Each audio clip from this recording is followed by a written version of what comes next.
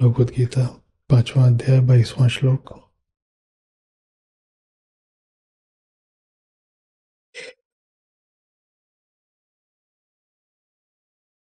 इंद्रियों के विषयों से संस्पर्श से उपजा भोग दुख का कारण है, क्योंकि उसका आदि और अंत है। इसलिए बुद्ध पुरुष उसमें नहीं रमते हैं। जिसको उपदेश करा जा रहा है वो देही है।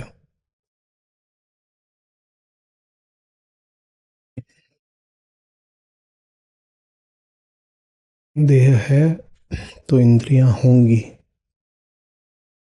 इंद्रियां हैं तो इंद्रियों के विषय होंगे। फिर क्यों कह रहे हैं कि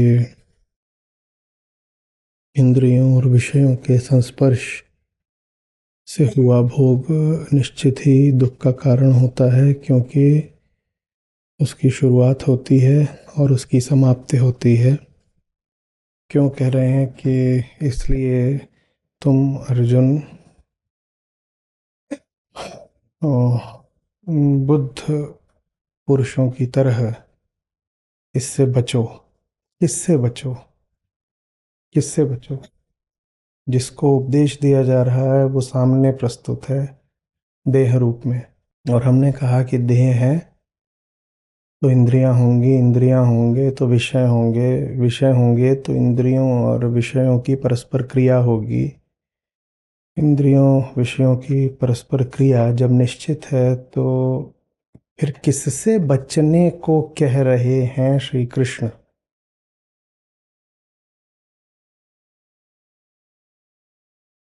न वहाँ श्री कृष्ण निर्गुण हैं और विदेह हैं, न अर्जुन निराकार हैं और विदेह हैं। ये वार्ता ही इसीलिए हो पा रही है क्योंकि दो सगुण देहधारी आमने सामने खड़े हुए हैं। ठीक, ये बात ही तभी हो पा रही है जब दो व्यक्ति, दो देही परस्पर संवाद कर रहे हैं एक दूसरे के समक्ष। वार्ता इसलिए है क्योंकि देह है, वार्ता है। उसी वार्ता का क्या नाम है? गीता। तो संपूर्ण श्रीमद् भगवद गीता ही इसीलिए है क्योंकि देह है। अन्यथा तो जो उच्चतम होता है वो मौन होता है। ठीक है, तो गीता होती यदि देह ना होती तो भी, और फिर गीता किस रूप में होती? मौन रूप में होती, और हम जैसे देही लोगों के काम नहीं आती। तो ये हमारे सामने जो आप्त शब्द हैं यही देह के होने से हैं। देह ना हो तो शब्द नहीं। अच्छा, तो देह है, ठीक है, देह है तो देह है तो क्या होंगी? इंद्रियां होंगी। और इंद्रियां हों और वो विषयों से क्रिया ना करें, ये हो सकता है? ठीक है, तो इंद्रियां हैं तो विषयों से क्रिया होगी। तो फिर बचने को किससे कह रहे हैं श्री कृष्ण? विषयों से बचने को कह रहे हैं। यहां से शुरू करें। विषयों से बचने को कह रहे हैं। विषयों से बचकर दिखाइए। ऐसा करिए कि आंख खोलिए और कोई विषय ना दिखाई दे, बचकर दिखाइए। हो सकता है? हम्म, कान को कुछ भी ना सुनाई दे वो मुश्किल काम होता है। नहीं तो कान सुनता रहे इसके लिए तो कुछ भी नहीं करना पड़ता। लेकिन कभी नींद नहीं आ रही हो या कोई और हो, तब कान कुछ ना सुने उसके लिए बड़ा प्रयत्न करना पड़ता है। कोई रुई डालता है, कोई ऐसे ढकता है, कुछ करता है, तब भी सुनाई दे जाता है। तो इंद्रियां हों और वो विषयों को न सुने, न देखें, न स्पर्श करें, आप कुछ ना छुएं तो भी खाल कुछ तो छू रही है क्या? अब क्या करें? हम्म। आपको पता है हाथ कट भी जाता है अगर, तो भी मस्तिष्क को ऐसा आभास होता रहता है कि हाथ है। माने जो कर्मेंद्रियां हैं वो न भी रहें तो उनकी गति प्रतीत होती रहती है।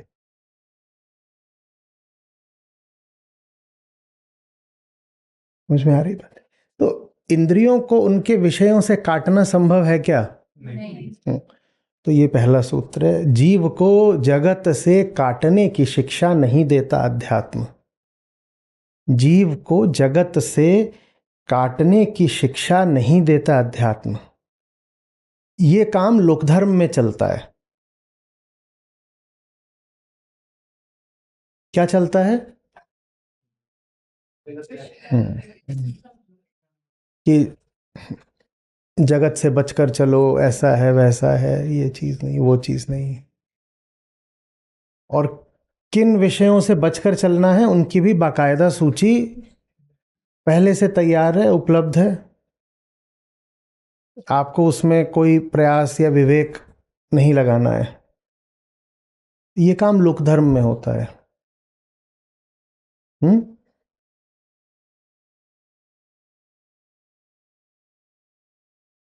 कुछ विषयों को ऐसा त्याज्य बोल दिया कि उनको देखना तक नहीं है।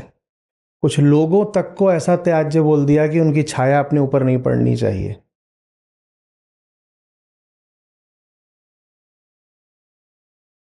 मुझ में आ रही बात? अध्यात्म में न तो कोई विषय संबंधित अनिवार्यता है, न वर्जना है। विषयों को लेकर के, विषयों को लेकर के न तो कुछ अनिवार्य कर दिया गया है कि फलाना विषय तो जीवन में, घर में या मन में होना ही चाहिए।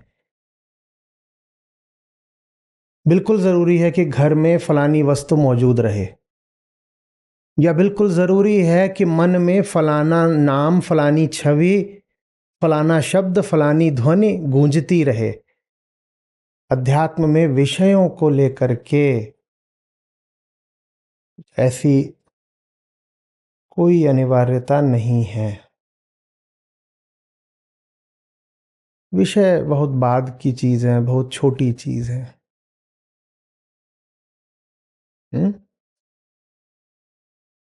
विषय तो एक अर्थ में अहम की ही पैदाइश है। अहम को अपना ही नहीं पता हो, वो विषयों को लेकर के नियम कानून बनाने शुरू कर दे तो पागलपन है ना। कोई पागल आदमी है, उसने अपने घर में 100 तरह की चीजें रख रखी हैं उटपटांग बिल्कुल, और आप जाकर उसको उपदेश दें कि कौन सी चीज कहाँ रखो, कौन सी चीज बिल्कुल मत रखो, कौन सी चीज और ला करके रखो, ये कोई उपयोगी उपदेश है? एक पागल है या दो हैं? एक पागल आदमी है और उसने अपने, पागल है तो घर में सब उसने कचड़ा और अंडबंडी सब भर रखा होगा। ऐसा ही होगा ना। हम पागल किसको कह रहे हैं? अहंकार को। और घर में जो कुछ उसने रखा हुआ है वो किसका प्रतीक है? विषयों का। ठीक है, बिल्कुल यहाँ तक बात। अब वो पागल है तो घर में सब एकदम ऐसा ही होगा। चप्पल यहाँ पंखे पे टंगी हुई होगी, ऐसे ही तो होगा। होगा ना। गमला लगाया होगा पौधे का, पौधा कब का मार दिया, गमले की टोपी पहन के घूम रहा है। यही तो करता होगा वो।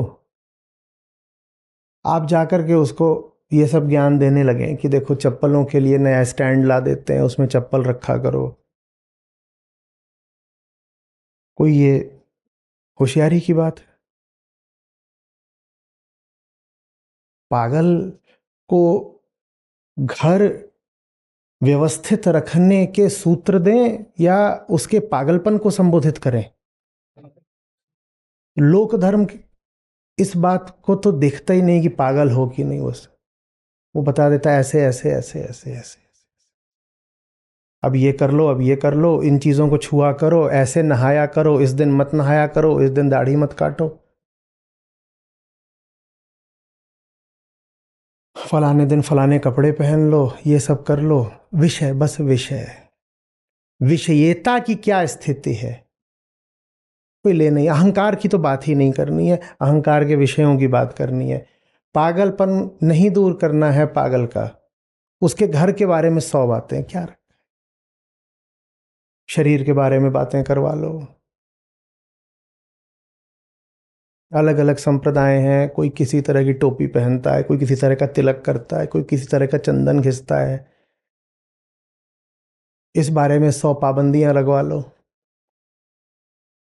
शरीर की फलानी अवस्था अगर है तो मंदिर नहीं जाना है, दिन की फलानी अवस्था अगर है तो तेल नहीं बनना चाहिए रसोई में, ये सब करवा लो, उस सब से कोई लेना देना नहीं।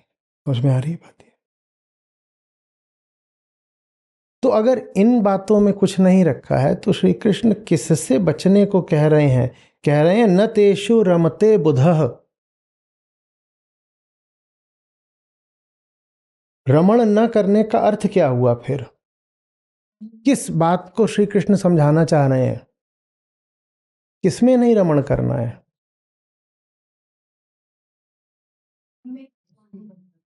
विषयों में तो करना पड़ेगा।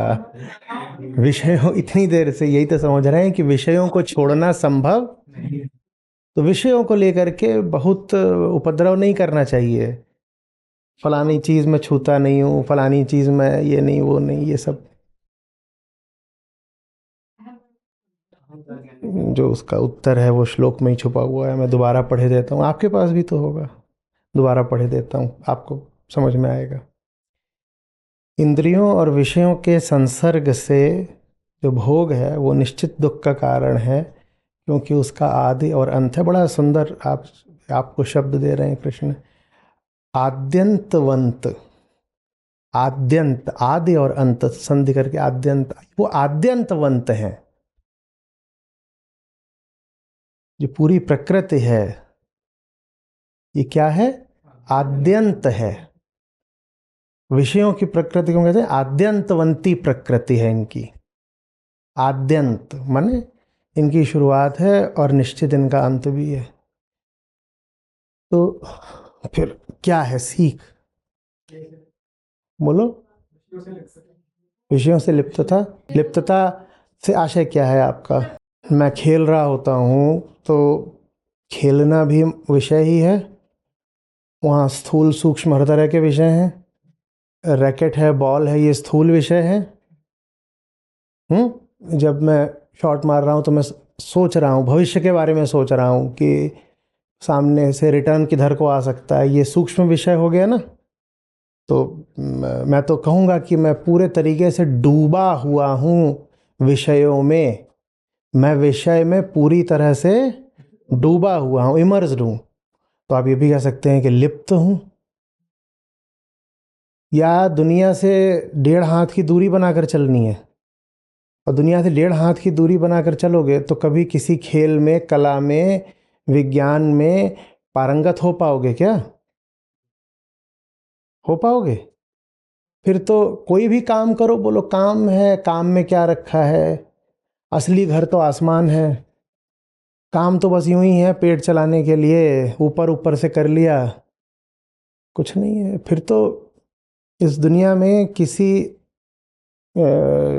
तरह की त्वरा, तीव्रता, उत्कंठा, जीवन के प्रति उत्साह देखने को ही नहीं मिलेगा ना, अगर किसी विषय में आपको डूबना ही नहीं है।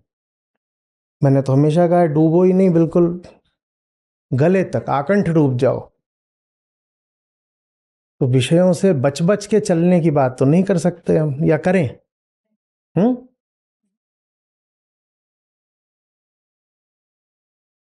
वो क्या, अब हम फंस गए हैं वैसे। हमने कहा कि ये शब्द प्रेषित ही किसको है? देही को, और देह है तो इंद्रिय है, इंद्रिय है तो विषय है। तुमने कहा पहली बात तो विषय से बचना संभव नहीं, और अब हम कह रहे हैं कि क्या खाक जी रहे हो अगर विषय से गहरा रिश्ता नहीं बना सकते? सोचो कोई वैज्ञानिक है अपनी शोधशाला में, और वो जिस विषय पर प्रयोग कर रहा है उससे ऐसे बस बच बच के चल रहा है, ठीक है चलो फाइल निपटा दो आगे बढ़ो, क्या करना है, ये सब तो माया है, विषय ही तो है। ज्ञानियों ने कहा है कि विषयों को गंभीरता से नहीं लेते। सोचो ना, वैज्ञानिक अगर अपने शोध के प्रयोग के विषय को गंभीरता से न ले, पूरा उसमें डूब न जाए, तो विज्ञान आगे बढ़ेगा क्या? तो फिर तो फंस गए हम। पहचान नहीं बना लेना है, सब सही कह रहे हैं आप। पर श्री कृष्ण ने जैसे बोला है उसमें एक अलग सौंदर्य है, कह तो हम सभी ठीक रहे हैं। हाँ,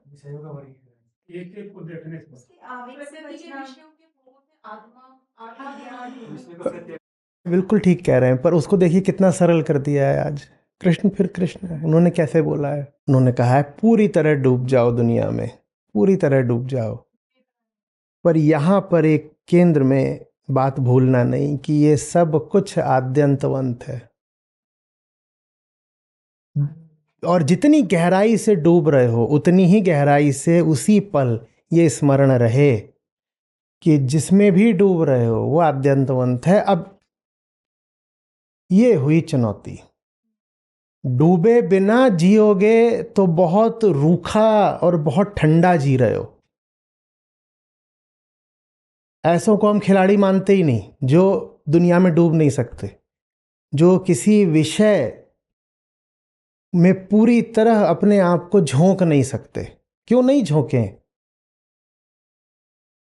मैं गणित का कोई सवाल हल कर रहा हूं, मैं नहीं सोचूंगा उस वक्त किसी भी और बारे में, मैं पूरी तरह डूब जाऊंगा। मेरे सामने जो वेरिएबल्स हैं मैं अपने आप को पूरी तरह उनको दे दूंगा। तो अपने आप को पूरी तरह इस दुनिया को दे भी देना है, और साथ ही साथ ठीक उसी पल ये याद रखना है कि सब आद्यंतवंत है। दोनों चीजें एक साथ। इसकी शुरुआत हुई है, इसकी शुरुआत होने से पहले भी मैं था, और एक दिन इसका अंत होगा या मेरा अंत होगा, और अंत के बाद भी ये सब चलता रहेगा। हम दोनों गड़बड़ियां कर देते हैं, दोनों ही, एक भी कर दो तो भी जिंदगी बेकार गई, हम तो दोनों कर देते हैं। पहली बात तो हमें इतना डर लगता है क्योंकि लोक धर्म ने बिल्कुल हमको हाड़ तक डरा रखा है। हमें इतना डर लगता है कि हम किसी विषय में डूब ही नहीं पाते। गहराई, डेप्थ से हमें भय होता है। किसी भी चीज में बहुत गहरे प्रवेश करने लग जाओ तो दुनिया भी कहती है पागल हो गया, अहमक है।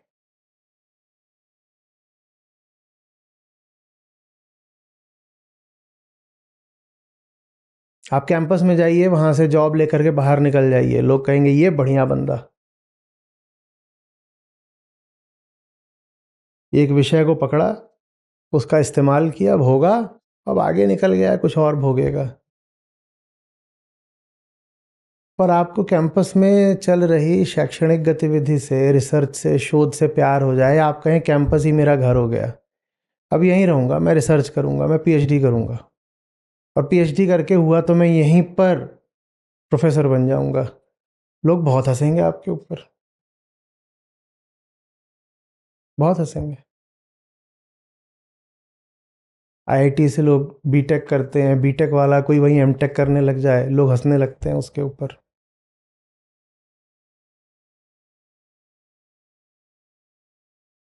और एमटेक वाला कोई पीएचडी करने लग जाए तो और हंसेंगे।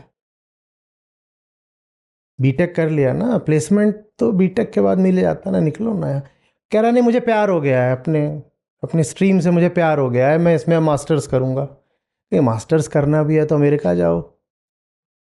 नहीं, मुझे तो अब ये लैब देख ली है, सब समझ गया हूँ, यहाँ की व्यवस्था यहीं कर लूँगा, है यहाँ पे भी सब ठीक ठाक है, काम यहाँ भी हो जाएगा। नहीं, समझ में आ रही बात?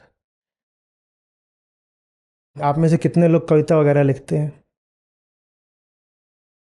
अरे जोर से अरे शर्म की बात नहीं होती। इतने लोग कविता लिखते हैं कि साथ में कहीं जॉब वगैरह भी कुछ और भी काम करते होंगे, है ना? तो आप जॉब करते हैं तो आपके, मान लीजिए आप कहीं कॉलेज में काम करती हैं या आप कहीं ऑफिस में हैं, किसी इंडस्ट्री में हैं, तो उनकी भी कुछ मैगजीन्स वगैरह निकलती हैं, है ना? साल 6 महीने में एक बार वो लोग भी निकाल देते हैं दिखाने को कि अनपढ़ नहीं है हम। तो वो उन मैगजीन्स में आप अपनी कविता डाल दें तो बड़ी वाहवाही मिलेगी। देखा कैसा प्रतिभाशाली युवक है या महिला हैं, ये हमारे यहाँ पे फलाने विभाग में काम करती हैं, लेकिन देखो कविता भी लिखती हैं, बड़ी वाहवाही मिलेगी। पर आप कहें कि नहीं, कविता पर दिल आ गया है, कविता पर दिल आ गया है, कविता अब जिंदगी बनेगी मेरी, ये नौकरी छोड़ रही हूँ, अब पूर्णकालीन कवियत्री बनूंगी। तो देखिए कितनी आपको गालियां पड़ती हैं। किसी भी विषय में डूबने को ये दुनिया बर्दाश्त नहीं कर पाती है। जो भी करो सतह सतह पर करो। कविता सतह सतह पर कर लो, कविता को जिंदगी बना लिया तो बहुत बहुत।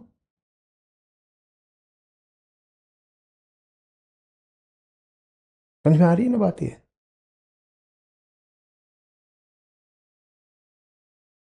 तो हम सीख लेते हैं यही चीज, हम हर चीज में सतही हो जाते हैं। सतही। प्यार भी हमारा एकदम सतही हो जाता है। पहली बात तो कोई ऐसा मिलता नहीं कि इस लायक हो कि उसको बहुत बहुत प्यार किया जा सके। पहले तो ऐसे लोग बहुत कम है। दूसरे, नहीं भी हो कोई इतना प्यार करने लायक, और उसको करने लग जाओ तो डर के भग जाएगा।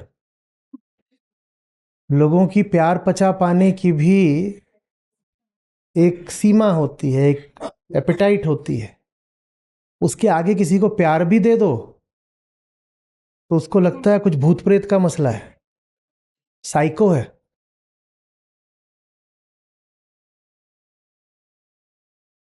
समझ पा रही? तो हम फिर जिंदगी की सतह पर जीते हैं। जैसे बड़ा भारी कोई खेल का मैदान हो जहां खेलने के लिए सारे मौके खिलौने सब मौजूद हों, और आप क्या कर रहे हो उम्र भर? उस मैदान की परिधि पर ऐसे बस तकते हुए चक्कर लगा रहे हो। भीतर प्रवेश करने की, केंद्र तक जाने की जैसे न हमें शिक्षा है न हमारी हिम्मत है। हर चीज़ बस दूर दूर से, दूर दूर से, थोड़ी बहुत थोड़ी बहुत। और इसको कई बार हम समझदारी, वयस्कता, मैच्योरिटी भी बोल देते हैं कि जो भी कोई कोई काम डूब कर करे, टूट कर करे, वो तो अनाड़ी किस्म का है, भी उसने दुनिया नहीं देखी। तो समझदारी हमें इसमें बताई जाती है कि बेटा बैलेंस बनाकर चलो। संतुलन का मतलब ही यही होता है कि बहुत पास नहीं, थोड़ी दूरी भी जरूरी है। जो भी करो वो अपना नाप तौल कर करो। उदाहरण के लिए देख लो कि पैसे कितने मिलते हैं, जितने पैसे मिलते हैं उसी हिसाब से काम करो। चुटकुले चलते हैं, रील्स चलती हैं, वो आता है बोलता है कि अभी ये काम बाकी है, ये काम बाकी है। कुछ इस तरह की बातें होती है। दो चार अंत इस बात पे होता है कि जितने पैसे देते हो उतने में इतना ही काम होगा। बात ये नहीं है कि हम और कर नहीं सकते, बात यह है कि तुम जितना देते हो उतने में तो इतना ही होगा। बचा के चलो, बचा के चलो।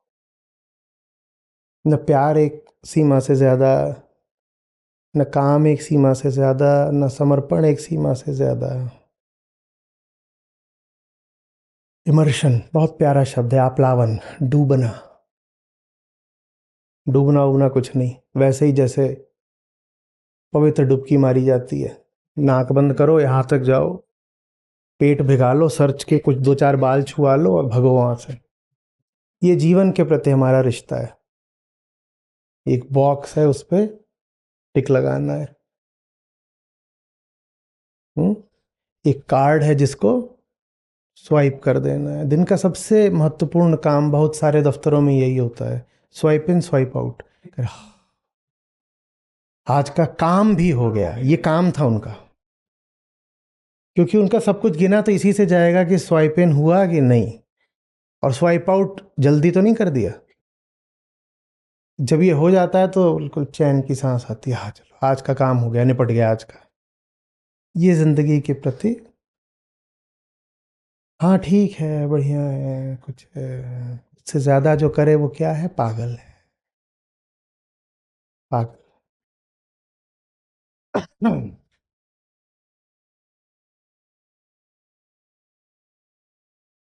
किसी को लूट लें तो फिर भी चलेगा, किसी के लिए लुट जाएं तो पागल है ना। हम्म।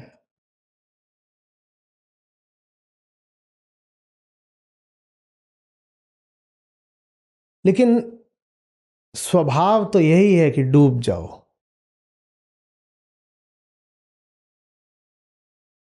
और डूबना क्या है, किसको डूबना है, इसकी जब शिक्षा नहीं मिली होती तो फिर बेसिर पैर का डूबना होता है। फिर कोई भी विषय मिल जाता है संयोग से, समय से, शरीर से, आप उसमें डूब पड़ते हो। ये दूसरी गलती है। पहली गलती क्या थी, रोक के चलो, रोक के चलो, रोक के चलो।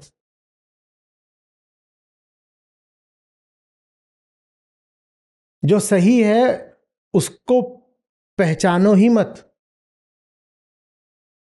पहचानने की शिक्षा, पहचानने के सूत्र ही नहीं दिए जाते हमें, तो डूब जाना, अपने आप को छोड़ पाना, समर्पित हो पाना संभव ही नहीं हो पाता। बस हर जगह अपने आप को बांध के चलो, सीमा में चलो, दूरी बना के चलो।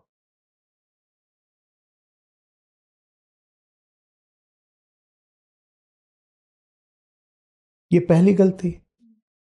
लेकिन ये जो पहली गलती है ये स्वभाव विरुद्ध है, क्योंकि अहंकार अपने आप में क्या है, एक अपूर्णता है। उसे अपने आप को डुबोना पड़ेगा, उसे स्वयं को समर्पित करना पड़ेगा, नहीं तो वो तो नाम से ही एक बेचैनी है। और लोक धर्म कहता नहीं, अपने आप को समर्पित नहीं करना है, अपने आप को तो बचाना है, बचा बचा के, बचा बचा, बचा बचा। तो इसके नतीजे में फिर दूसरी गलती होती है। दूसरी गलती क्या है, ये फिर कोई भी गलत विषय पकड़ लिया, औना पौना, सही पकड़ने की तो शिक्षा मिली ही नहीं, कुछ भी पकड़ लिया और जाकर के वहां डूब मरे, एकदम पूरे पूरे ही फिदा हो गए, एकदम ही डूब मरे। और उसका परिणाम भी गलत ही आना है, जैसे पहली भूल का गलत आना था वैसे दूसरी का। और जब दूसरी भूल का परिणाम गलत आएगा तो लोक धर्म वाले सब ताऊजी लोग आकर के खड़े हो जाएंगे और ताली बजाएंगे, कहेंगे देखा हमने बोला था ना, बहुत चले थे ये अब हम जा रहे हैं फलानी राह पर शहीद होने, हो गए ना शहीद।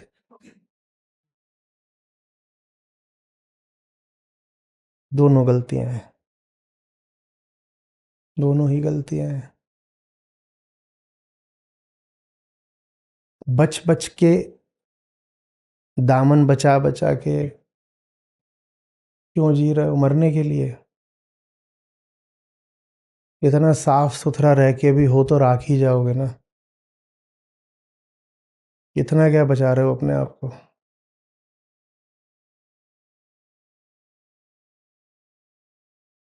और जो दूसरी गलती वाले हैं उनसे क्या कहेंगे,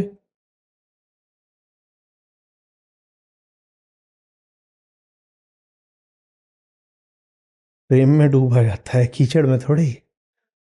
डूबना तो ठीक है, पर कहाँ डूब मरे, कहाँ डूब मरे। हम्म? तो इन दोनों ही भूलों का सुधार आज का श्लोक बता देता है।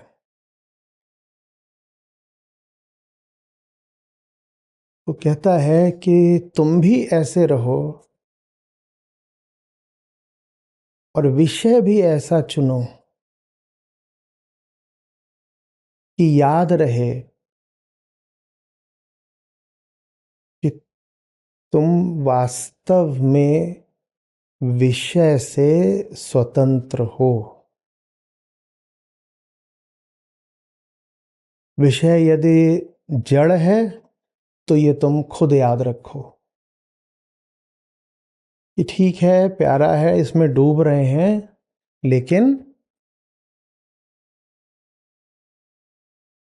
इसका आदि है, इसका अंत है।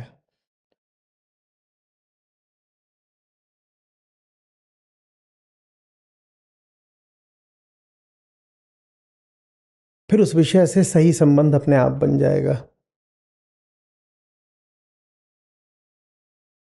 फिर विक्षिप्तता नहीं छाएगी विषय को लेकर के।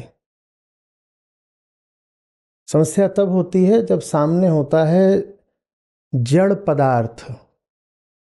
जड़ से मेरा क्या आशय है? जो बस प्रकृति के नियम के विषयभूत है कि लहर की तरह भी उठा भी गिर जाएगा। सामने कुछ होता है जड़, लेकिन हम उसको समझ लेते हैं आत्मिक। इसी को क्या बोलते हैं? अविद्या। आत्मा की निशानी ये है कि वो लहर जैसी नहीं होती। आत्मा कैसी होती है? वो कैसी भी नहीं होती है, पर इतना याद रख लीजिए कि लहर जैसी नहीं होती है। लहर माने कि ना आती है न जाती है, उसका आवागमन नहीं होता। लेकिन जिस विषय पर बहुत आसक्ति हो जाती है, उसके बारे में ये आशा हम बैठा लेते हैं कि ये भी आत्मा है, माने ये जाएगा नहीं, क्योंकि आत्मा आती जाती नहीं ना। तो उस विषय को भी फिर हम यही चाहने लगते हैं कि आए जाए नहीं। एकदम इस बात को भूल जाते हैं कि ये तो पेड़ के पत्ते जैसा है, पेड़ पे लगा है तो गिरेगा भी। अब दुख मिलेगा, भारी दुख मिलेगा, भारी दुख मिलेगा।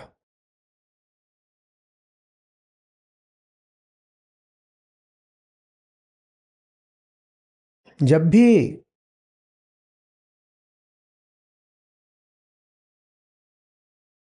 किसी से बहुत रिश्ता गहरा हो रहा हो, तो अपनी ओर से ये याद रखना है कि व्यवहारिक रूप से ठीक है, इससे एक रिश्ता है, पर इसको अपनी आत्मा न बना लूं।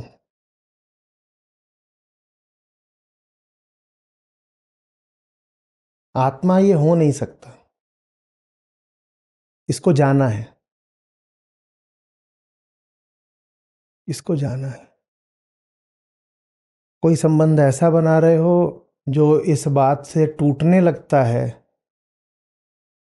कि जाना है, तो वो संबंध वैसे भी ठीक है नहीं। संबंध प्यारा तब है, स्वस्थ तब है, जब उसमें लगातार ये याद रहे कि जाना है, फिर भी रिश्ते में मजबूती रहे। जब इस बात को लगभग मजाक की तरह ले सको, सच्चा मजाक, तथ्यगत मजाक, कि जाना है, पता है कि जाना है, इसको जाना है, मुझको जाना है, या रिश्ते को जाना है। ये बिल्कुल जानते बूझते हुए भी रिश्ता अगर बना रह सके तो वो रिश्ता स्वस्थ है। पर जिस रिश्ते के बने रहने के लिए ये शर्त हो गई हो, मजबूरी हो गई हो कि आप भूलो कि बात बस 4 दिन की है, वो रिश्ता अस्वस्थ है।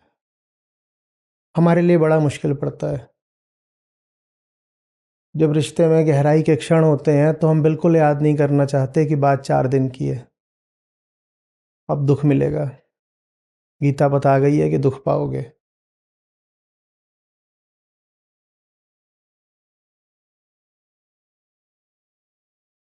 संबंध बनाओ, और विशेषकर जब संबंध बिल्कुल सर चढ़कर बोल रहा हो तो उसको सर से उतार मत दो। बस ये याद रखो कि आद्यंतवंत है। श्री कृष्ण बिल्कुल नहीं कह रहे कि कोई भी संबंध तोड़ दो। कौन सा संबंध तोड़ना है? कोई संबंध नहीं तोड़ना। कह रहे हैं संबंध की सच्चाई को याद रखो, और सच्चाई के साथ जो संबंध चल जाए वही संबंध अच्छा है, असली है, स्वस्थ है।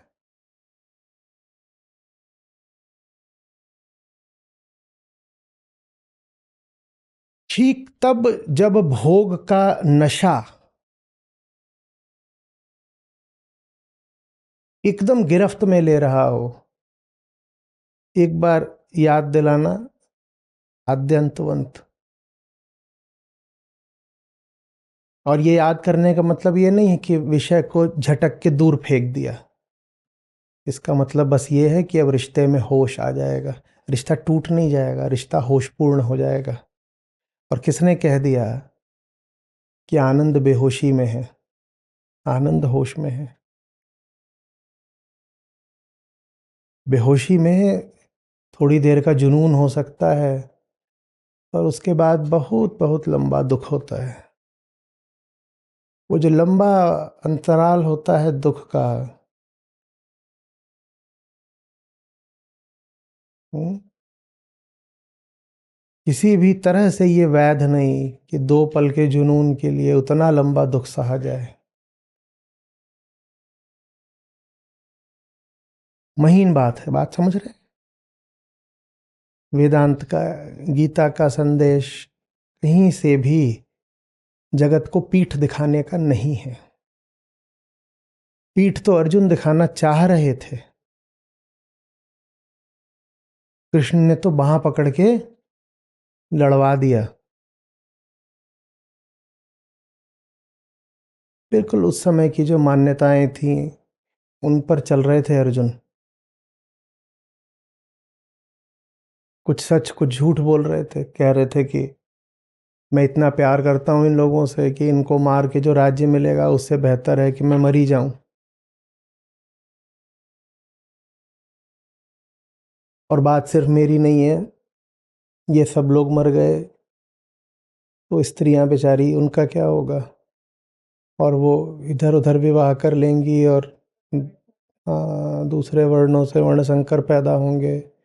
और वर्णशंकर पैदा होंगे तो वो फिर जब श्राद्ध करेंगे और तर्पण अर्पण करेंगे तो पितरों की जो जीवात्माएं घूम रही हैं वो लेंगी नहीं, तो भूखी प्यासी रहेंगी, तो उससे पाप लगेगा। अर्जुन तो ये सब बता रहे थे। पूरा लोक धर्म का प्रपंच बता दिया था अर्जुन ने। कृष्ण बोलते हैं पीठ नहीं दिखानी है। ये दुनिया है, यहाँ तुम हो भागने के लिए नहीं हो। और न ही अंधे तरीके से जुड़ जाने के लिए हो। ये फंसा दिया। कोई बोल दे जा करके बिल्कुल आंख बंद करके चिपक जाओ तो भी हमें सुविधा रहती है, विचार नहीं करना होता। और कोई बोल दे भाग जाओ तो भी हमें सुविधा रहती है। पांव चलाने दिमाग थोड़ी चलाना, जोर जोर से पांव चलाओ भाग जाओ। सारी दिक्कत हमें तब हो जाती है जब कोई कहता है विवेक, विवेक बोध। न भाग सकते हो और न अंधे संबंध बना सकते हो। संबंध बनाने हैं। कैसे संबंध बनाने हैं? बोधपूर्ण संबंध बनाने हैं। और संबंध बनाने हैं, ये कोई कर्तव्य नहीं दिया जा रहा कि बाहर निकल के बोलो कि टू डू संबंध बनाना है।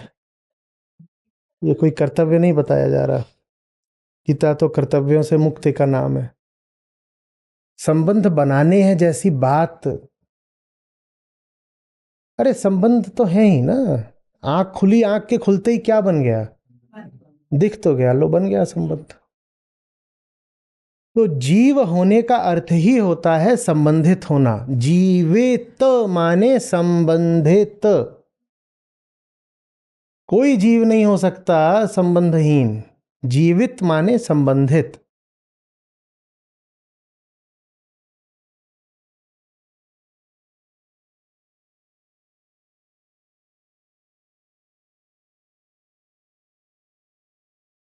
जीव है तो संबंध रहेगा। और पागल होते हैं जो कहते हैं कि संबंध त्यागने हैं, ये करना है, दुनिया छोड़नी है, वैराग्य ले लिया है। हम्म, नीचे कहीं पे सुरंग में रहेंगे। ये सब कुछ नहीं।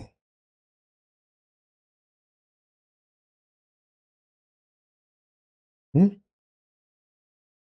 पूरा जीना है, डट कर खेलना है। खेलना भी वो वाला नहीं कि हाँ ठीक है, हो गया तो हो गया, नहीं तो नहीं।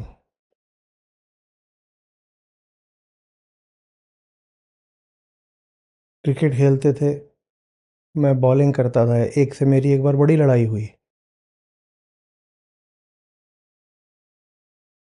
वो स्लिप में लगता था। मैं उसको पहले से इशारा करके रखता था कि आएगा। हम्म, 3 गेंदें ऑफ पे डाल के उसको ललचा के फिर मैं थोड़ी बाहर डालूंगा, आएगा। और उसकी ओर आता था। और वो ऐसा कि जब बॉल उससे कम से कम 20 मीटर पीछे निकल जाती थी तब वो डाइव मारना शुरू करता था। और पूरी अदा के साथ स्लो मोशन में डाइव मारता हुआ गिर जाता था। हम ऐसे खेलते हैं। हम ऐसे खेलते हैं। हम दूसरों को दिखाने के लिए खेलते हैं। वो क्यों गिर जाता था?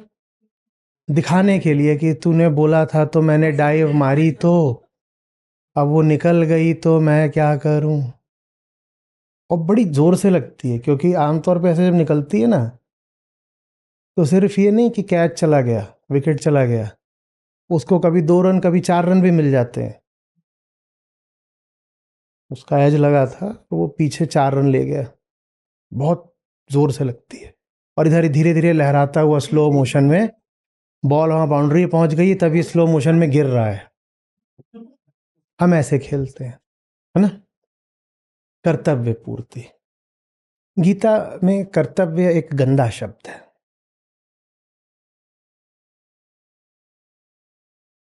बोध और प्रेम, इन पर चलता है वेदांत।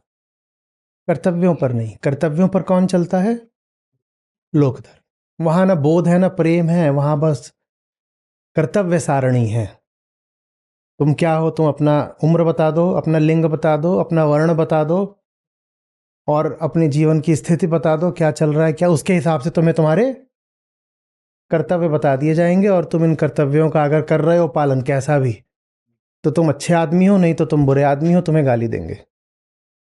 कैसे करें ये? कैसे करें कि डूबे भी रहें और अनछुए भी रहें? और यही है राज। जिसने ये साध लिया वो तर गया। डूबना भी है, ये गलती मत कर देना कि डूबे ही नहीं।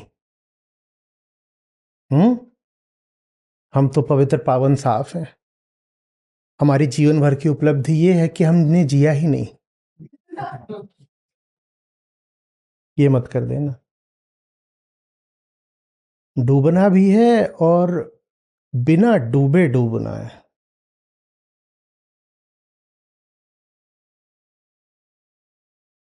जीवन पूरा जिया भी, लेकिन जीवन को ये अधिकार भी नहीं दिया कि भीतर जो कृष्ण बैठे हैं, जाकर उनको तुम गंदा कर दो।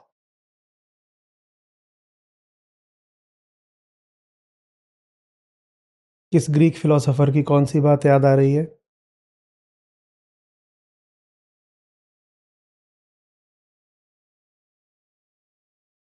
हम्म, हम्म। नदी पूरी पार भी करनी है और गीला भी नहीं होना है। किस नदी की बात हो रही है? भवनद, हाँ। यही है, इसको पार तो करना ही है, यही भवसागर है। लेकिन पार करना है, ये थोड़ी करना है कि वहां रुक के बीच में मच्छी मारने लग गए, डूब मरे।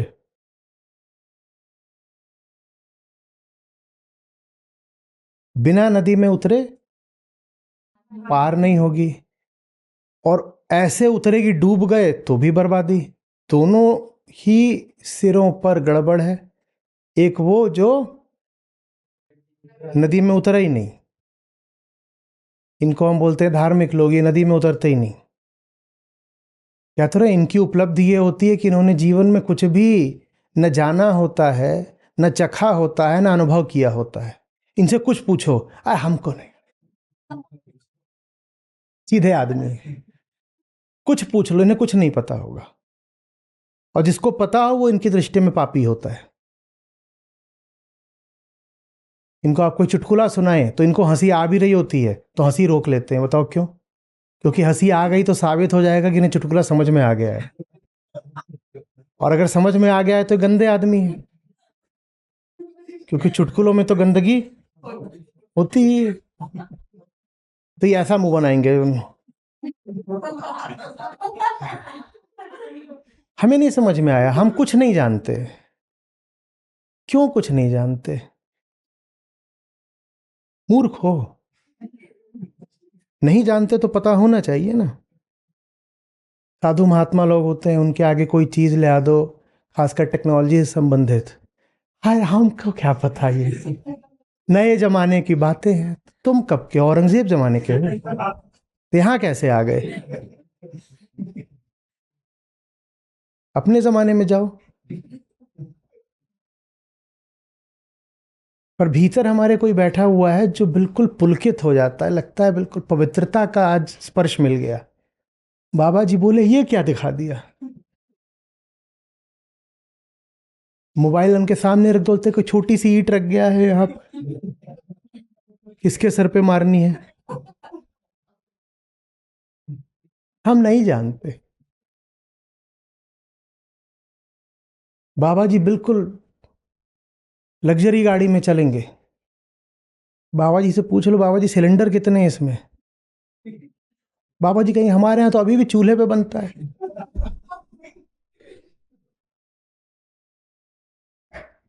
सोंधी सोंधी उसमें गंधी तभी आती है जब कंडे पर उबाला जाए। सिलेंडर नहीं इस्तेमाल करते। बाबा जी इंजन के सिलेंडर की बात कर रहे हैं, गाड़ी के। बोले अच्छा, हमें तो लगा अश्वों से चल रही है। बाबा जी घोड़े को अश्व बोलते हैं, गाड़ी को वाहन बोलते हैं, तभी आपको लगता है पवित्र है मामला। दही को दधी बोलते हैं, दूध को दुग्ध बोलते हैं, और जैसे ये हो जाता है आपको लगता है बिल्कुल पवित्रता है यहां पर।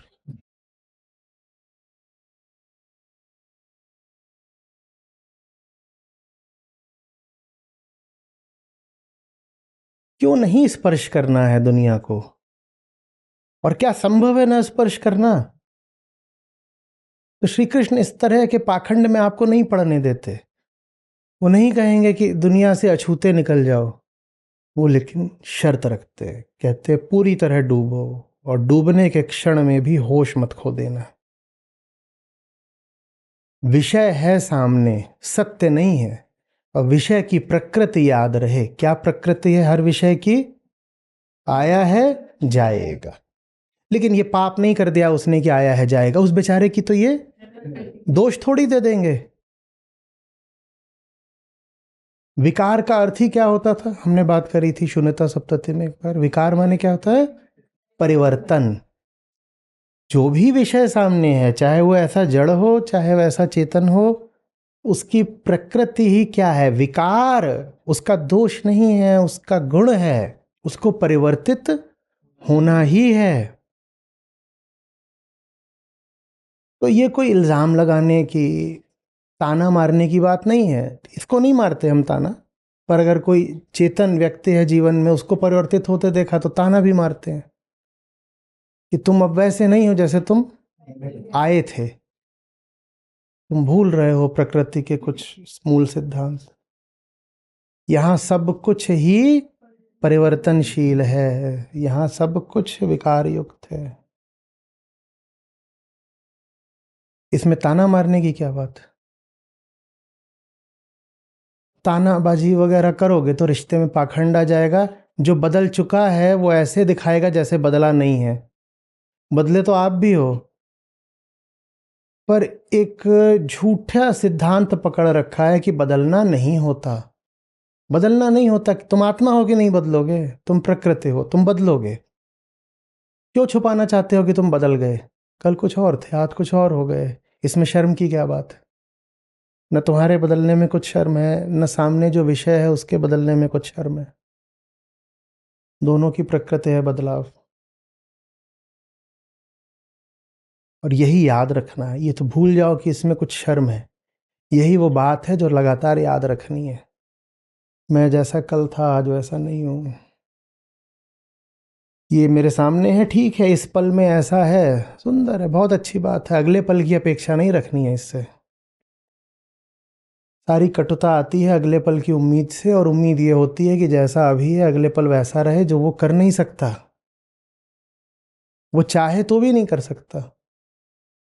हाँ, अगले पल वैसा ही रहने के प्रयास में उसको पाखंडी बनना पड़ेगा।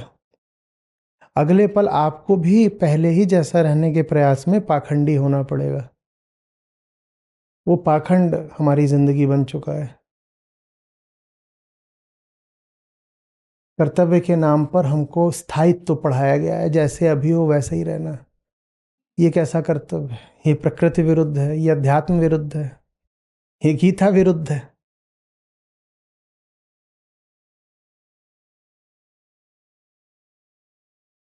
शपथ, प्रतिज्ञा, कस्में, वादे, इनका कोई स्थान नहीं होता है अध्यात्म में, क्योंकि इन सब का संबंध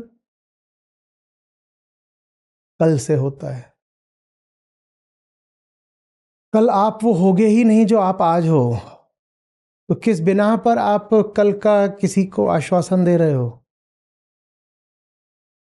आप चाहो भी तो भी कल आप वो नहीं रह सकते जो आप आज हो। तो क्यों स्वयं से उम्मीद रख रहे हो कल की? क्यों किसी और को भरोसा दे रहे हो कल का?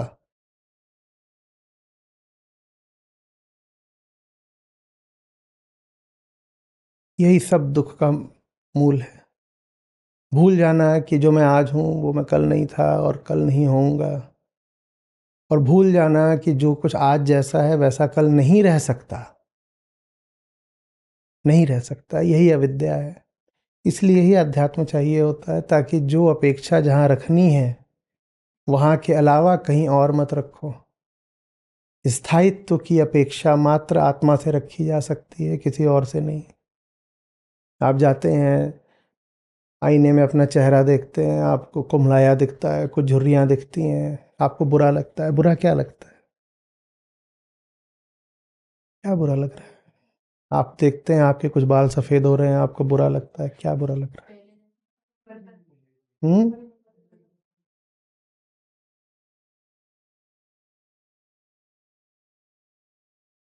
और जो अपने परिवर्तन को स्वीकार नहीं कर सकता, वो बताओ अपने विषय के परिवर्तन को कैसे स्वीकार करेगा? वो अपने बर्तन में खरोंच लगी देखता है, उसको बुरा लगता है। अपनी गाड़ी में खरोंच लगी देखता है, उसको बुरा लगता है। ये वैसा क्यों नहीं है जैसा कल था? उसके बस की नहीं है वैसा रहना जैसा वो कल था भाई। तो कहते अच्छा चलो गाड़ी बदल गई तो बदल गई, ये व्यक्ति क्यों बदल गया? यहाँ भी अध्यात्म का अभाव है। आपको नहीं पता कि जड़ और चेतन एक होते हैं। गाड़ी भी तो धातु से बनी है, माने रासायनिक है। और व्यक्ति जो है आपके जीवन में, वो भी और क्या है? रसायनों का पुतला है। जिस प्रक्रिया से गाड़ी बदली है उसी प्रक्रिया से इंसान भी बदलता है।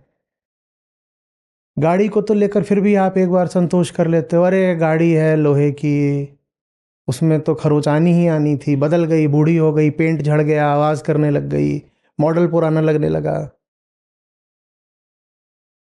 पर जीवन में जो व्यक्ति है वो बदलता है तो राक्षस धोखा दे गया। गाड़ी से काहे नहीं बोलते, जाके बोलो धोखा दे गई, पेंट झड़ गया तेरा।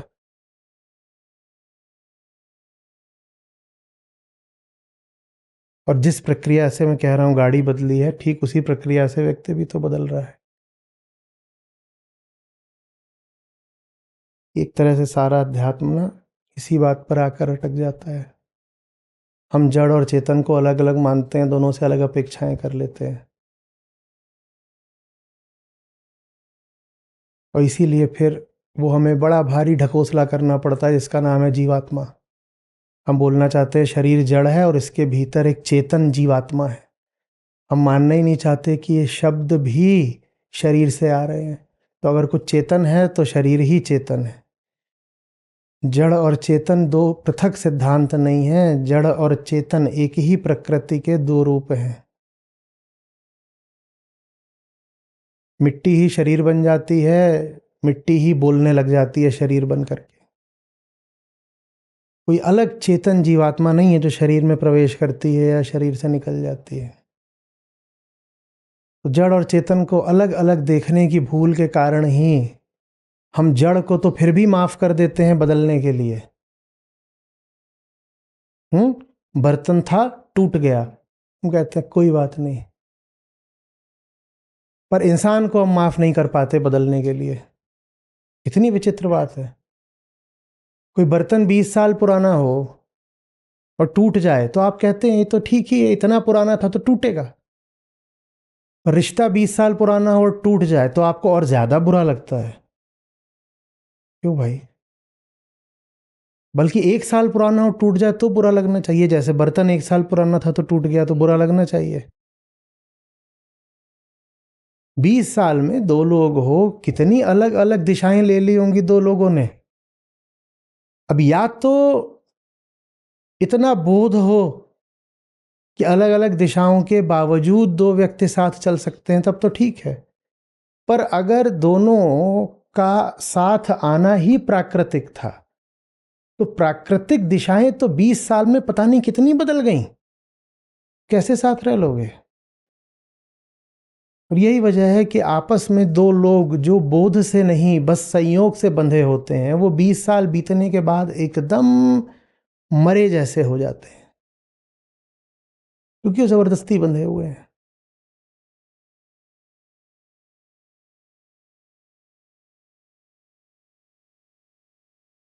बात समझ में आ रही? विषय से भाग नहीं सकते, विषय को समझ तो सकते हो ना। वो समझना ही सब कुछ है, वही विवेक है, वही वैराग्य है, सब उसी से हो जाता है। विषय से भागने का नाम वैराग्य नहीं होता, विषय को समझने का नाम वैराग्य होता है। और वैराग्य माने विषय को लात मार के पीठ दिखाना नहीं होता। आप विषय की प्रकृति को समझ गए, यही वैराग्य है। हमने अभी तक ज्यादा बात जड़ विषय की करी। चेतन विषय, चेतन विषय कौन सा उचित है आपके लिए? चेतन विषय वो उचित है, चेतन विषय माने जिसको हम कहते हैं जीव, चलता फिरता आदमी, इंसान। चेतन विषय वो उचित है आपके लिए जो संबंध में ही आपको बार बार ये शब्द याद दिलाता रहे,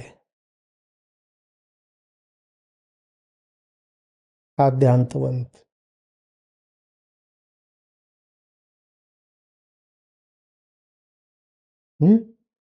रिश्ता उससे बनाओ जो रिश्ते में आपको सच तक लाता रहे।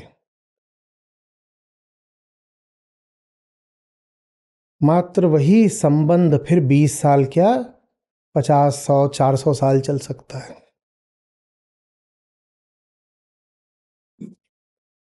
एक ही कोटि है संबंध की। जो संबंध सच तक लाता हो वो संबंध बस है जो प्रकृति के अंतर्गत नहीं है, तो पुराना नहीं पड़ेगा, तो जरूरी नहीं है कि टूटेगा। वही संबंध है जो चल सकता है। बाकी तो सब संबंध बर्तनों की तरह होते हैं, कटलरी। जैसे जैसे पुराने होते जाते हैं, वैसे वैसे ही छोटी सी चोट लगी, दुर्जन कुंभ कुम्हार के एक ही धक्का दरार।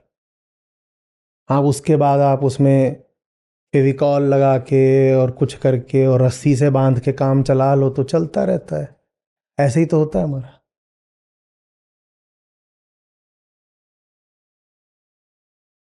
टूटी हुई चीज को भी 100 तरीके से बांध के काम चला सकते हो। कुछ बांधने की जरूरत नहीं पड़ेगी अगर संबंध का आधार ही समझदारी हो, बोध हो। तो जड़ के साथ दायित्व तो आपके ऊपर आ जाता है कि याद रखो कि ये कल बदलेगा ही। और जब जीव के साथ संबंध बनाते हो तो वहां ये विवेक लगा लेना कि जीव ऐसा हो जो कभी दावा ना करे कि वो स्वयं आत्मा है, कि वो स्वयं सत्य है, कि वो जीवन का आपके केंद्र बन सकता है। इसके विपरीत जीव ऐसा होना चाहिए जो आपको बार बार याद दिलाए कि आपका केंद्र आपके ही भीतर है, किसी और इंसान को केंद्र बनाने की जरूरत नहीं है।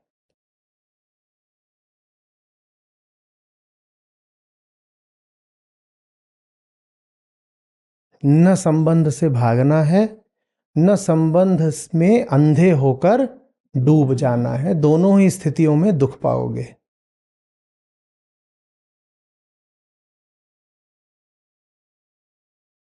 हाँ, पहली स्थिति में जो दुख पाओगे वो धार्मिक दुख होगा, और दूसरी स्थिति में जो सुख पाओगे वो दुख पाओगे वो सांसारिक दुख होगा। और दुखी ये दोनों ही रहते हैं, जो भागे भागे से होते हैं और जो डूबे डूबे से होते हैं।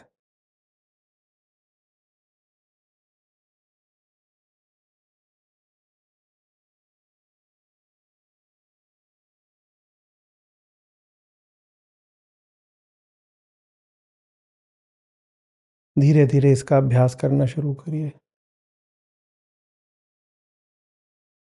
जिन विषयों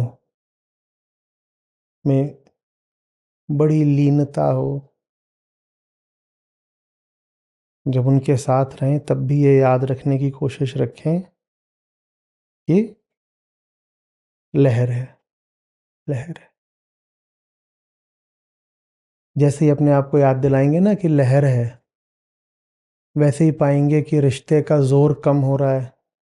नहीं, रिश्ते का जोर नहीं कम करना जरूरी है। पूछिए अपने आप से कि मैं निस्वार्थ क्यों नहीं हो सकता इतना कि ये याद रखते हुए भी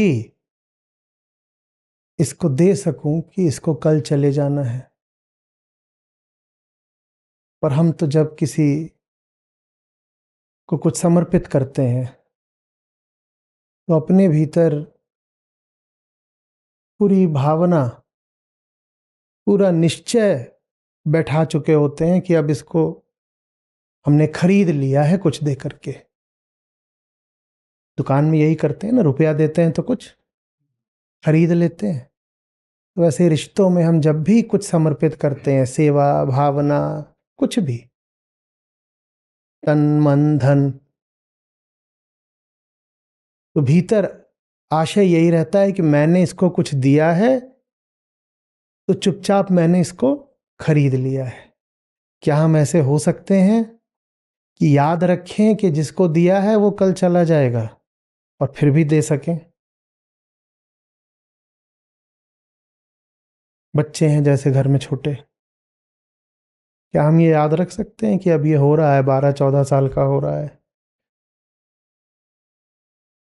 जाएगा अब इसके कुछ सालों बाद, अब इसकी एक अलग दुनिया होगी।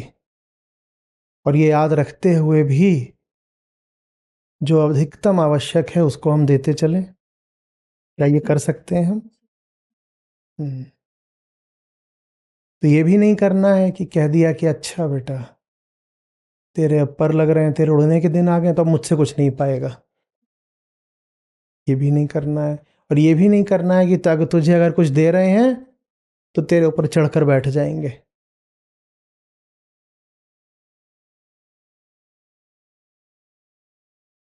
धीरे धीरे इसका अभ्यास शुरू करिए।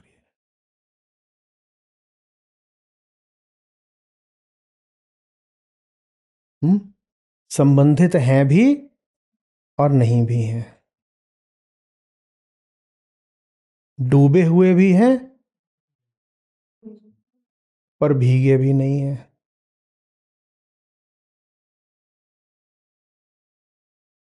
नहीं, पर ऐसे कोरे कोरे सूखे सूखे क्या मजा आएगा?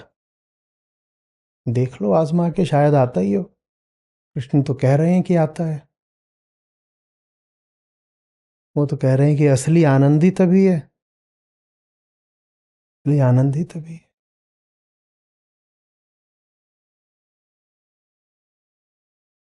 हम्म मुझ में आ रही है बात ये।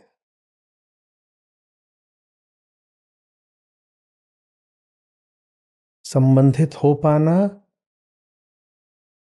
जीवन की ब्लेसिंग्स में से है, उपहार है, भेंट है। अनुभव पाप नहीं होते।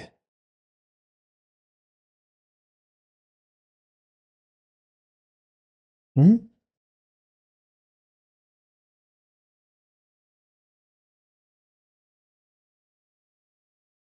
हाँ, आप जहां भी हैं, जिससे भी संबंधित हैं, जिस भी अनुभव के मध्य हैं,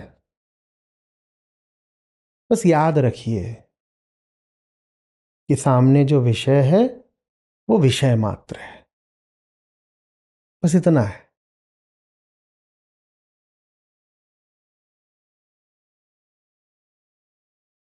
ये कोई उपलब्धि की या प्रशंसा की बात नहीं है कि हम तो इतने सीधे हैं कि आज तक हमने अपने गांव, शहर या जिले से बाहर कुछ देखा ही नहीं।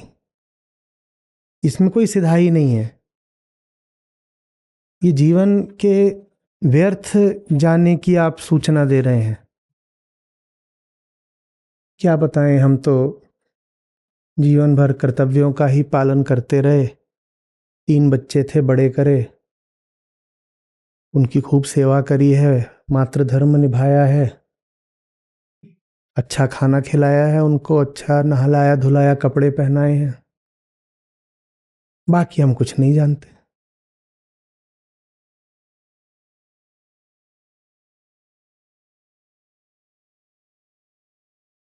ये क्या बेटा, ये सब हमसे मत पूछा करो, एआई वगैरह, ये हम नहीं जानते। मैं तो जीवन भर लोगों ने बस ऐसे ही बुलाया है, ए आई।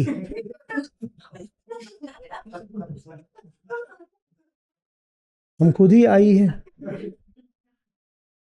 उसके आगे हमको क्या पता। हमें ऐसा लगता है कि ये हमने अपने स्वच्छ चरित्र होने का,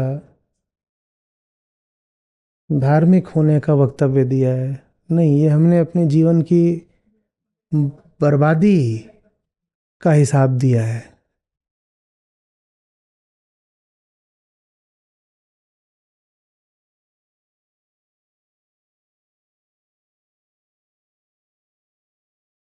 ये भारत में होता है बहुत, दुनिया के किसी भी और देश में हम नहीं कुछ जानते, ये पवित्रता का द्योतक नहीं होता। हमारे यहाँ होता है, विशेषकर महिलाओं से अगर ये आ रहा है तो ये उसकी शुचिता, शालीनता, सतीत्व की गारंटी होता है। हम कुछ नहीं जानते।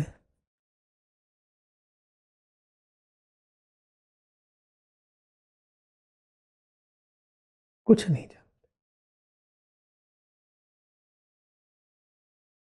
आंटी जी थी, वो घर में रिमोट रखा है, बेटा कहीं दूर चला गया था, इंजीनियरिंग, वो हॉस्टल में रहता था, तो बड़ी मुश्किल से उसको फ़ोन लगा के पूछ रही थी कि रिमोट से चलाना कैसे है टीवी। वो फ़ोन पे समझा रहा था कि कैसे करना है, क्योंकि अभी वो 2 महीने पहले तक घर पे रहता था, अभी उसका एडमिशन हुआ, चला गया। इनको रिमोट से टीवी चलाना भी नहीं आता, नेटफ्लिक्स वगैरह चलाना था, इनको नहीं बन रहा था। तो उसके आगे की बात, कई महीनों बाद की बात, कई महीने बीत गए, अभी भी चार्ज तो वो ही करता था वहां से। 1,500 किलोमीटर दूर बैठा है वो, उनका जो मंथली सब्सक्रिप्शन है, चार्ज अभी भी वही कर रहा है बैठ के। दीदी को अभी भी नहीं आता उसको चार्ज कराना। सावित्री है। ये सब गंदी बात है, हमें क्या पता। कहीं गए नहीं, गए भी तो 3-5 लोगों की सुरक्षा में गए।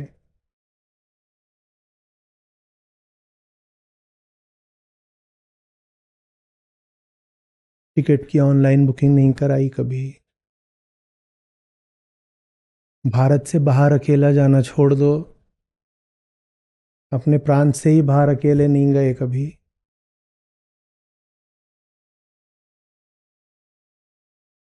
और अब बोलो तो अब तो 55 के हो गए, अब अगले जन्म में देखेंगे।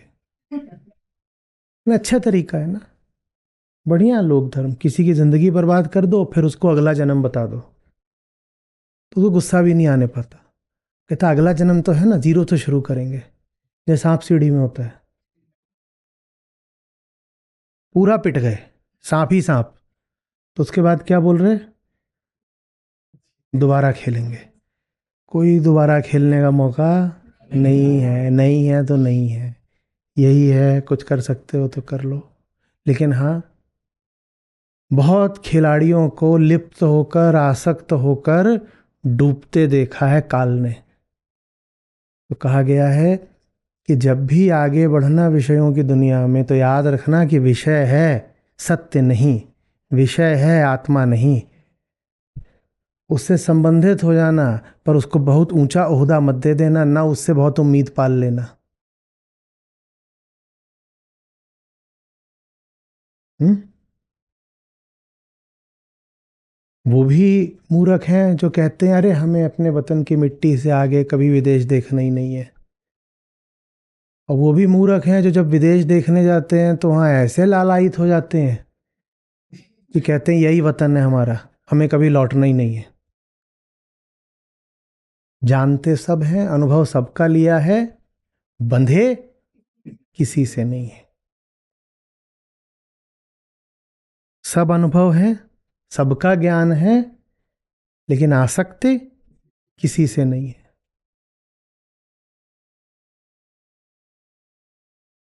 बताओ क्या करवाना चाहते हो। करना हमें सब कुछ आता है, पर करने की विवशता कोई नहीं है। सिर्फ इसलिए कि हम में कुछ कर पाने की कुशलता है, प्रवीणता है या अनुभव है, वो करने की हमारी कोई विवशता नहीं हो गई। पर हम तुमसे बहुत बेहतर हैं, क्योंकि तुम न कुछ जानते न कुछ करते। इसलिए नहीं कि तुम में बोध है, बल्कि इसलिए क्योंकि तुम में डर है और तुम में अनाड़ीपन है।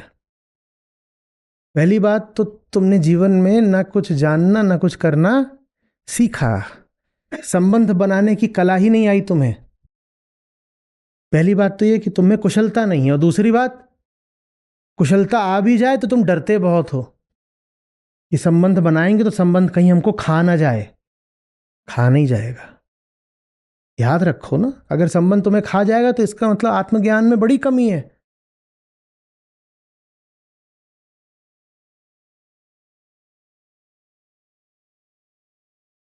एक से एक हवा महल हैं, पूरा जगत ही, पूरा ब्रह्मांड, जीवन ही एक विशाल हवा महल है। हवा महल माने कि जहां जगह जगह पर आकर्षक कुछ हो, या भूल भुलैया कह लो, कि एक रास्ते से 5 रास्ते निकलते हैं और सब बहका सकते हैं। पूरी जिंदगी ही ऐसी है। हम ऐसे कैसे कहते हैं कि इसमें प्रवेश नहीं करेंगे, प्रवेश नहीं करेंगे तो पैदा करेगा हुए। सब में प्रवेश करेंगे, और हम सबसे निकलना भी जानते हैं। अच्छे से पता है हमारा घर कहाँ है। तो किसी भूल भुलैया में हम घुसते ही इस उम्मीद से नहीं है कि घर बनाएंगे, और जब जब इस उम्मीद से नहीं घुसे होते हो तो बाहर निकल आते हो। फंसते वो हैं जिन्हें पता ही नहीं होता कि उनका घर यहाँ है।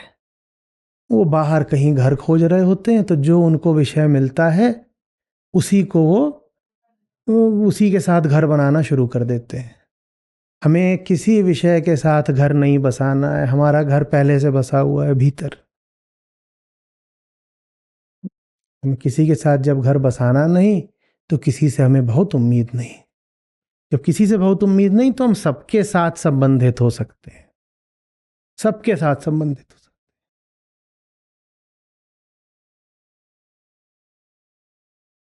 हरी बात समझ। उस संबंध को हम बहुत आगे तक भी ले जा सकते हैं। जैसा हमने कहा कि एक वैज्ञानिक है, वो अपनी प्रयोगशाला में डूब सकता है अपने विषय के साथ, बहुत आगे तक भी ले जा सकते हैं। हमें कोई डर नहीं है कि विषय हमें खा जाएगा। कैसे खा जाएगा? हम पता है कि हम कौन है, हमें ये भी पता है कि विषय क्या है, कैसे खा जाएगा हमको। हम उस विषय के साथ बहुत दूर तक जा सकते हैं।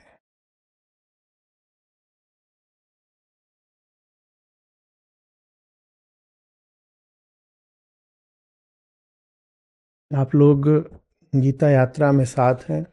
आप में से बहुत लोग अब बहुत समय से साथ हैं, महीनों क्या सालों हो रहे हैं। मैं आपको दो तरीके से देखना चाहता हूँ, और दोनों एक साथ चलते हैं। दोनों एक दूसरे से अलग चल भी नहीं सकते। एक और तो पूरी तरह से हृदय में स्थापित, हम्म, कि पालथी मार के जम के यहाँ भीतर बैठे हैं, छाती में समाधि लेकर के, हिलते ही नहीं यहां से, चित्रदीप सा हो ही रहे। चित्रदीप समझते हो? हिलते ही नहीं, प्रकाश है पर कंपन नहीं है। चित्रदीप जैसे दीप चित्र में दिखाई देता है, प्रकाश पूरा है, हिल नहीं। यहां बैठे हैं प्रकाश की तरह, हिलते ही नहीं। और दूसरी ओर हम बहिर्गामी हैं एकदम, बैठे हैं भीतर, और भीतर बैठकर लगातार बाहर की ओर जा रहे हैं। ठीक वैसे जैसे मान लीजिए कि सूर्य एक जगह पर हो, एक जगह पर नहीं होता वो, पर मान लीजिए कि सूर्य एक जगह पर स्थित है, पर उसकी किरणें पूरे सौरमंडल में जा, ऐसा होना है हमें। पूरी तरह स्थिर भीतर, और बाहर पूरी तरह गतिशील। भीतर ऐसे कि अब किसी से संबंध बना ही नहीं सकते, क्योंकि जिससे बनना था बन चुका है।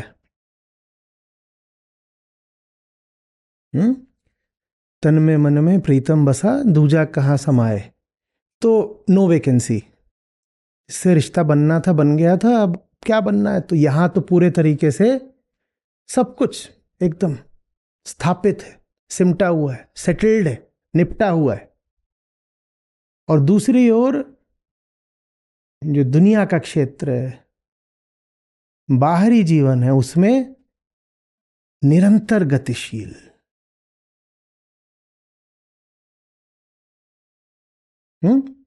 अथक परिश्रम,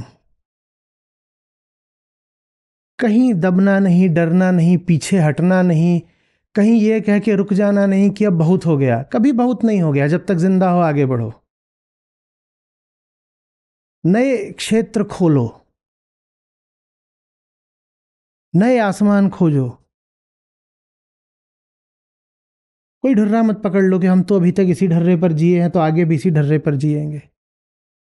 आत्मा एक होती है, वो व्यक्तित्व तो अनंत धारण कर सकती है। ये जो आपने अपना एक व्यक्तित्व बना रखा है, ये कोई आत्मा है कि आपने इसको पकड़ लिया? बनाओ ना, बिल्कुल एकदम नया व्यक्तित्व बनाओ, अभिनेता की तरह। अब पुरानी पिक्चर खत्म हो गई, अब नई पिक्चर में बिल्कुल अलग तरीके के, शरीर भी अलग दिखेगा, बाल भी अलग दिखेंगे, आवाज भी अलग दिखेगी। सच्चाई तो बस भीतर है ना, बाहर तो क्या है? व्यक्तित्व है एक तरह का अभिनय। बदलेंगे व्यक्तित्व, एक जीवन है उसमें हजार जीवन जिएंगे, ऐसा होना है। भीतर बिल्कुल बदलना नहीं है, और बाहर लगातार बदलते रहो और बढ़ते रहो। हम दोनों गलतियां करते हैं, जहां बदलना चाहिए वहां बदलते नहीं, और जहां उसको रखना चाहिए जो बदल नहीं सकता, वहां मामला खाली पड़ा है। भीतर दृढ़ और बाहर लचीले। भीतर बिल्कुल नहीं परिवर्तन, और बाहर सिर्फ परिवर्तन।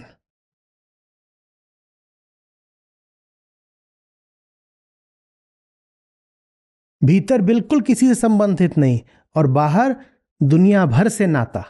किसी से भी संबंधित होने में, किसी को भी एंगेज करने में डरेंगे नहीं, घबराएंगे नहीं, पीछे नहीं हटेंगे। अतीत की दुहाई नहीं देंगे कि मैं तो अतीत में ऐसी ही रही हूं, अब मैं जाके थोड़ी ये कर सकती हूं। आप प्रतिपल पैदा होते हो ना, अतीत का कोई अर्थ नहीं है। अभी पैदा हुए हो, चलो अब बताओ क्या करना है। स्मृति को क्यों बंधन बना रहे हो कि पहले ऐसे थे तो आगे क्या करें। ये पूरा खेल का मैदान है, खेल के मैदान में कहीं भी रुक नहीं जाते। कभी किसी खिलाड़ी को कहीं रुक के बैठते देखा है? हाँ, तो खेल के मैदान को घर नहीं बनाते, घर यहाँ है। कभी मैं इसको खेल का मैदान बोलता हूँ, कभी पुल बोलता हूँ, कि पार जाने के लिए है ना संसार, उस पर घर बनाते हैं। तो घर होता है, पर घर कहाँ होता है? घर अपने भीतर होता है। घर से मेरा मतलब है ऐसी जगह कि जहां अब बिल्कुल जम के बैठ गए कि हो गया, बस हो गया, यही है, यही है। मनोवैज्ञानिक दृष्टि से, साइकोलॉजिकली, कि जहां पर हमने डेरा डाल लिया हो उसको बोलते हैं घर। कहीं पे भी डेरा मत डाल लेना, क्योंकि डेरा डालने की एक ही जगह होती है, उसके अलावा कहीं नहीं डाला जाता।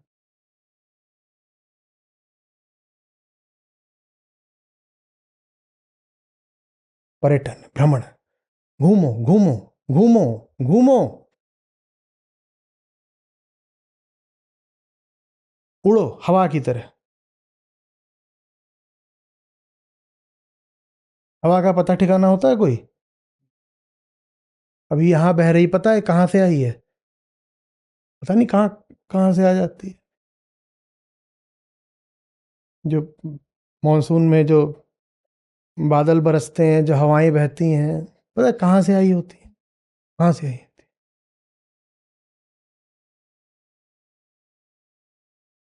और वहां भी पता नहीं कहां से आ गई थी। वो घूम ही रही है पूरी दुनिया में। हो रही है स्पष्ट बात कुछ? हम्म।